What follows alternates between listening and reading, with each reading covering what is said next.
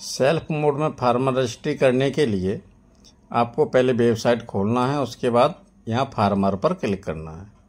उसके बाद नीचे सबसे नीचे न्यू अकाउंट पर क्लिक करना है। जब आप न्यू अकाउंट बनाएंगे तो वहाँ पर क्लिक करेंगे तो आपको सबसे पहले एक ऑप्शन दिखेगा। इसमें आपको अपना आधार नंबर डालना है, यानी किसान का आधार नंबर डालना है। तो इसमें अपना आधार नंबर डालेंगे। डालने के बाद इसमें लिखेगा वेरिफिकेशन पेंडिंग और नीचे लिखेगा सर्च। तो जब आप इस पर क्लिक करोगे तो इसके बाद फिर जो आपके आधार में नंबर लिंक है, आपके आधार में नंबर लिंक है, उस नंबर पर एक OTP भेजा जाएगा। यदि वो नंबर रिचार्ज नहीं है तो आप रिचार्ज करा लीजिए, क्योंकि OTP तभी आएगा। तो जो आपके आधार से नंबर लिंक है, आप अपना उसमें OTP प्राप्त होगा, उस OTP को आप यहाँ पर डालेंगे। OTP डालने के बाद उस OTP को आप वेरीफाई करेंगे। जब आप वहाँ पर OTP डाल देंगे उसके बाद उसे वेरीफाई कर देंगे। जैसे ही आप वेरीफाई करेंगे तो उसके बाद आपका बायोडाटा, जो भी आपका डाटा है, वो आपको यहाँ पर खुल करके दिखाई देने लगेगा। उसके बाद नीचे होगा इंटर मोबाइल नंबर। तो आपको यहाँ पर अपना मोबाइल नंबर डाल देना है। जैसे ही मोबाइल नंबर डालोगे, मोबाइल नंबर डालने के बाद उसे भी वेरीफाई करना पड़ेगा। तो इसलिए मोबाइल नंबर डालने के बाद बॉक्स के बाहर कहीं भी आप क्लिक कर देंगे तो क्लिक करने के बाद उस मोबाइल पर एक OTP जाएगा जो 00 से शुरू होगा। तो जैसे ही आप अपना OTP यहाँ पर डाल देंगे और उसे वेरीफाई कर देंगे। जैसे ही आप वेरीफाई करेंगे तो वेरीफाई करने के बाद नीचे आ जाएगा पासवर्ड बनाने के लिए। तो आप अपना न्यू पासवर्ड और वेरीफाई पासवर्ड, 2 जगह पासवर्ड डालेंगे। पासवर्ड डालने के बाद आप उसे सेव कर देंगे।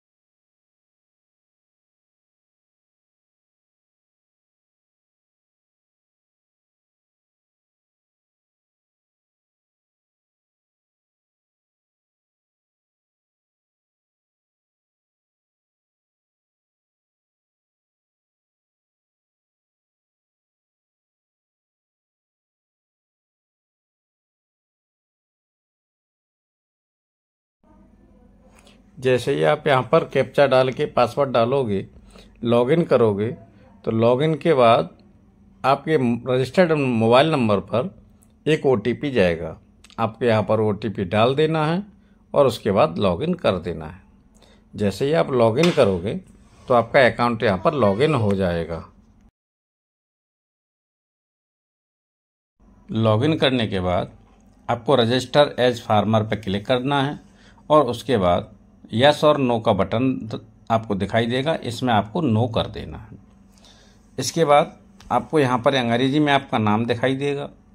उसके नीचे लिखा होगा, एक ब्लैंक कॉलम होगा, इसमें लिखा होगा आपको फार्मर का नाम लोकल लैंग्वेज में लिखना है, अर्थात आपको हिंदी में लिखना है। ध्यान रखना, नाम लिखने के बाद एक भी स्पेस नहीं होना चाहिए। इसके बाद आपको यहाँ पर अपनी जाति के संबंध में OBC SC जनरल सेलेक्ट कर लेना है। इसके बाद आपको पिता का नाम है, वो भी आपको नीचे हिंदी में लिखना है और हिंदी में लिखने के बाद आपको स्पेस नहीं देना है।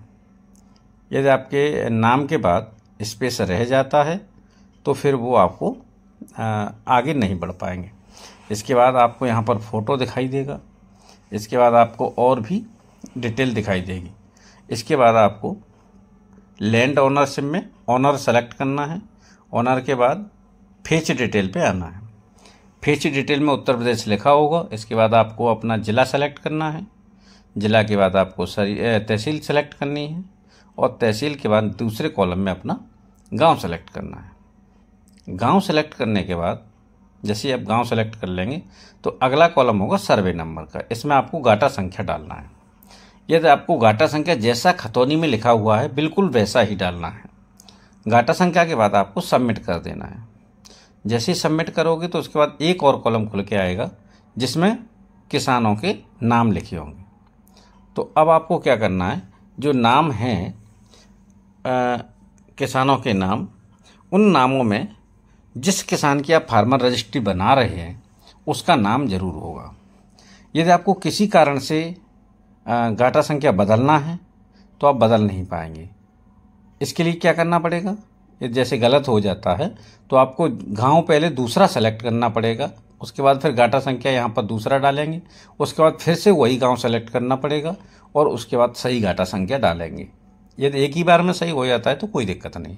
उसके बाद में गाटा संख्या डालने के बाद में यहाँ पर सबमिट कर देंगे और सबमिट करने के बाद वही मैंने बताया उसमें किसानों के नाम की लिस्ट खुलेगी। तो जिस फार्मर का आपको फार्मर रजिस्ट्री बनाना है वो आपको सेलेक्ट कर लेना है। जैसे ही आप सेलेक्ट करेंगे तो उस गांव में उस खातेदार के उस किसान के जितने भी गाटे होंगे वो आपको यहाँ पर दिखाई देंगे।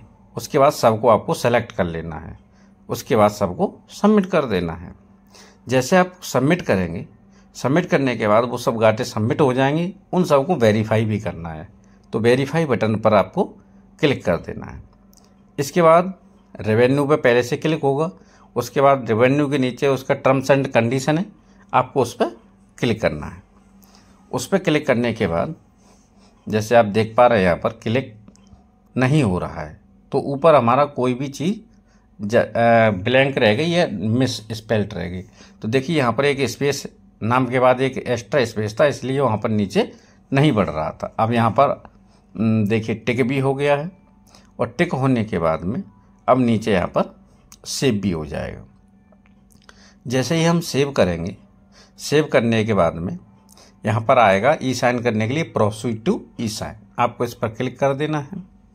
क्लिक करने के बाद में इस पर ये ई साइन के लिए आएगा तो इस पर टिक कर देना है। टिक करने के बाद आएगा इंटर आधार नंबर, तो आपको यहाँ पर आधार नंबर डालकर सबमिट कर देना है। आधार नंबर डालने के बाद OTP आएगा, OTP आपको यहाँ पर डाल देना है, वेरीफाई OTP करना है। OTP वेरीफाई हो जाएगा। OTP वेरीफाई होने के बाद ये ब्लैंक स्क्रीन इसलिए आ रही क्योंकि यहाँ पर सेंसिटिव इन्फॉर्मेशन हो सकती है।